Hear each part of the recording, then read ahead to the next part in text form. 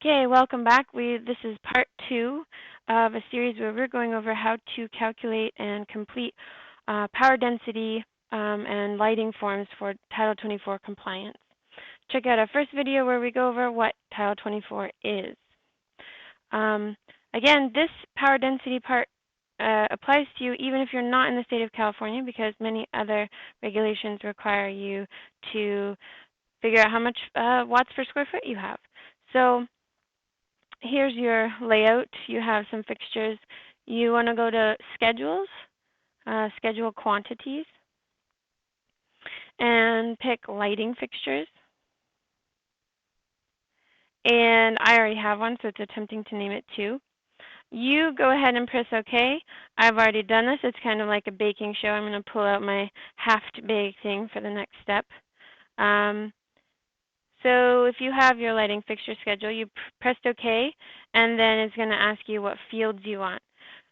Ask for type mark, or however you decide in your Revit how to name your fixtures. We use type mark. Get count. Get fixture length.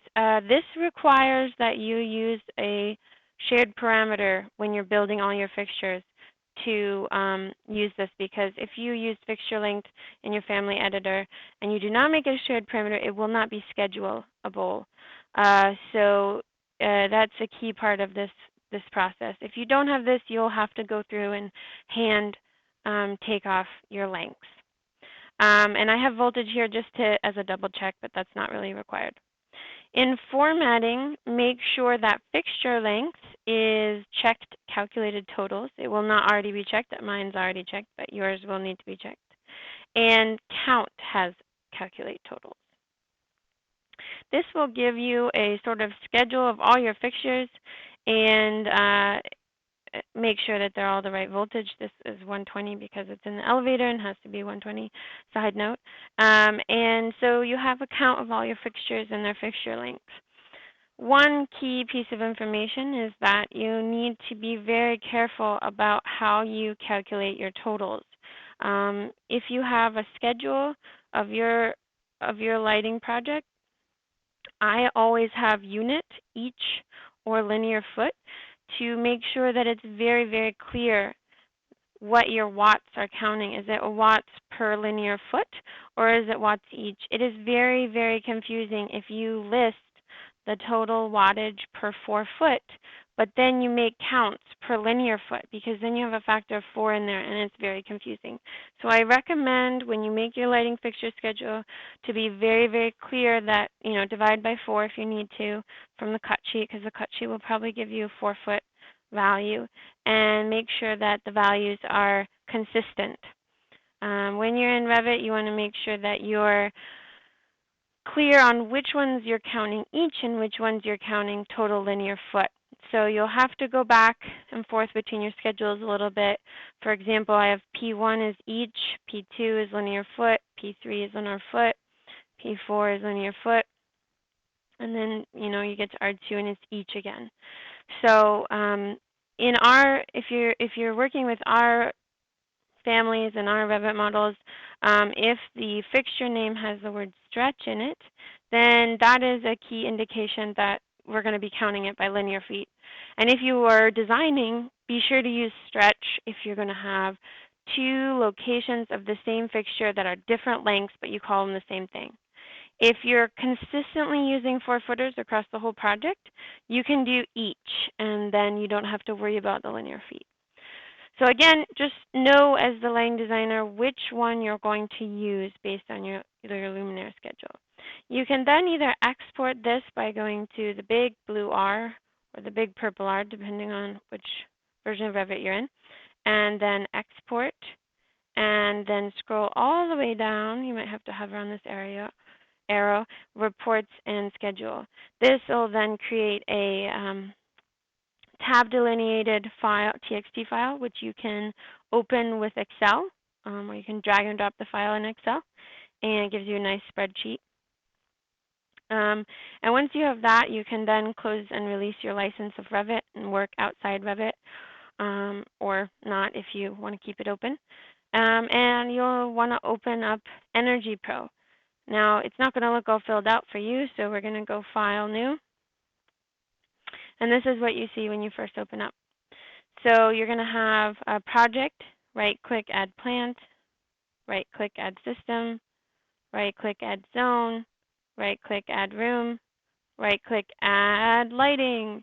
That's where we are. When you first add a lighting, there's going to be a little spot that looks like a library with a magnifying glass under Luminaire. Click on that. That's your lighting library. And it has all of the fixtures that I've entered from other projects. So you'll probably have a set of default fixtures that are old school, like fluorescent and incandescent, and they're just defaults. Go ahead and delete all of those. I'm not going to delete mine because they're what we're, actually, yes, I am going to delete those. And say yes to all. And then you can click this little Add New button and type in the name of your lighting. Now, this is an optional part that I'm going to go over right now. This is a method that I think is useful to do simply because when you get to the forms and you have them filled out, they don't have over here an actual location since you aren't typing in the room. And so I like to put in brackets the actual room that it's in, the type of fixture it is, and in parentheses if it's linear foot or each. And also it doesn't fill out the tag over here, so everything has to go in here. And I'll show you that a little bit back when we're in Energy Pro. So your first luminaire in our schedule is C1, and it's a downlight. So we might call this C1 EA for each, and then downlight. And then in parentheses, you might put entrance or bathroom or wherever you have your downlight. Or, you don't have to be complete, just, something to give the person reviewing your drawings a sense of the predominant location of this fixture. And then count your total watts that you have in your luminaire schedule. So this is 12 watts each. So you're going to put this here. Now, you might wonder what is default value. So in this column here, we have CEC default from NA8 or according to 130C. You might not know what that means. Now, probably you should go look this up and figure it out yourself, but I'll give you my summary. If it's by the CEC default, that means that you're looking up a ballast factor. Now, if you're like me, you're probably only really designing an LED, so this doesn't really apply. And actually, you can see that I've done this form wrong because it should be over here, checked over here. So don't do what this screen shows you. But according to 130.0C means that you're calculating the total input watts. So I'll give you an example of that on a cut sheet. So here's a cut sheet that I've just pulled up. We're not promoting any fixtures in this video, it's just an example. You'll see that a lot of times the cut sheet will say a 13 watt luminaire or something similar, but then you'll see the total system watts, 16.8. This number is what you need to put in your schedule, not 13 watts. Be very, very careful that you're actually looking at the total system watts.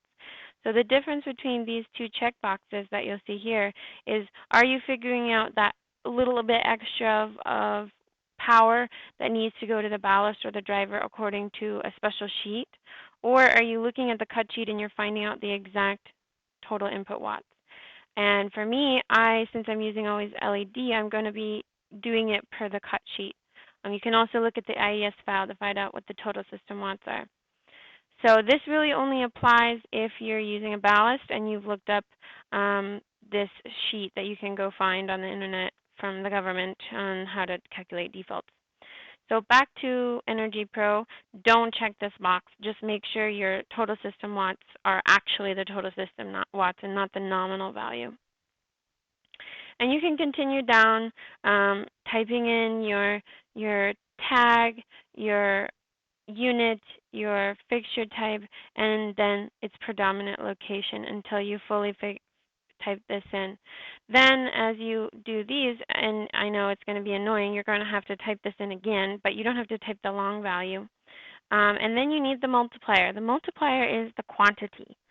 So if your fixture is each, it's the quantity, it's just the count that we have in Revit here. So C1, we have 23 of them in our whole model.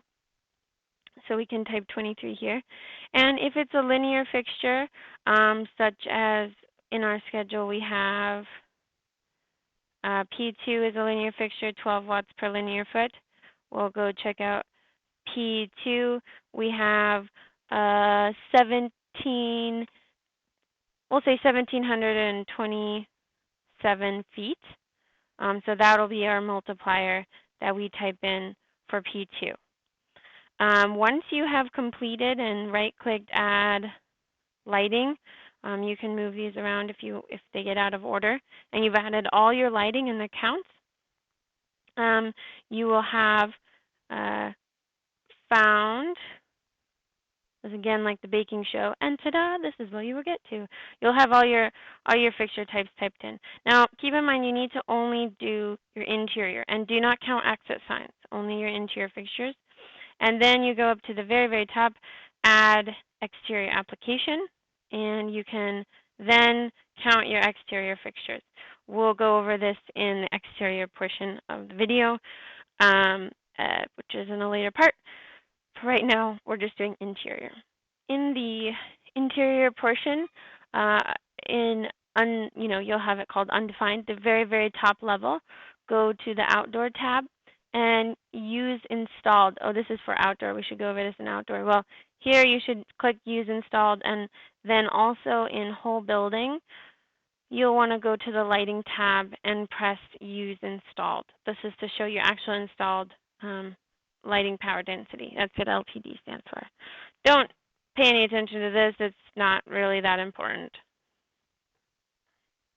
Also in the General tab, we want to make it clear that the zone we're using is the entire building, not individual zones, that it's conditioned. You'll need to do separate ones for conditioned and unconditioned. So if you have like an unconditioned like warehouse or shed or something, you need to separate those into two different sections at this little temperature thingy zones.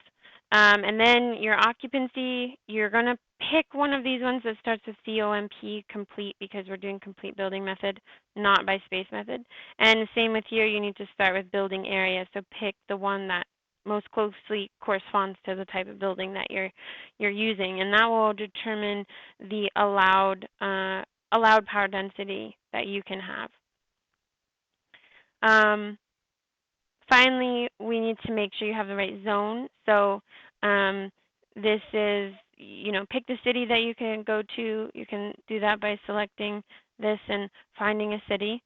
That's just important for the form that we fill out. It doesn't really do much to your lighting power density. And then you'll be good to go. So we can go down to Reports. Make sure you click Non-Residential, unless you're doing residential, in which case I can't help you because we're mostly doing commercial here. And make sure you have these three: lighting indoor, lighting controls, and lighting power allowance. If you're doing tailored method or track lighting, then you'll need to do those, but we won't be going over anything complicated in these videos. And then also your 3 outdoor check boxes. So 6 check boxes total if you're doing a normal, regular old building with nothing fancy like track. And again, we'll go over outdoor in another video. And then when you're all done, save, calculate, save this button, calculate, and you'll have to buy a license for this. You can't just get this for free, unfortunately. And then you can print a report, and that will open up in PDF form.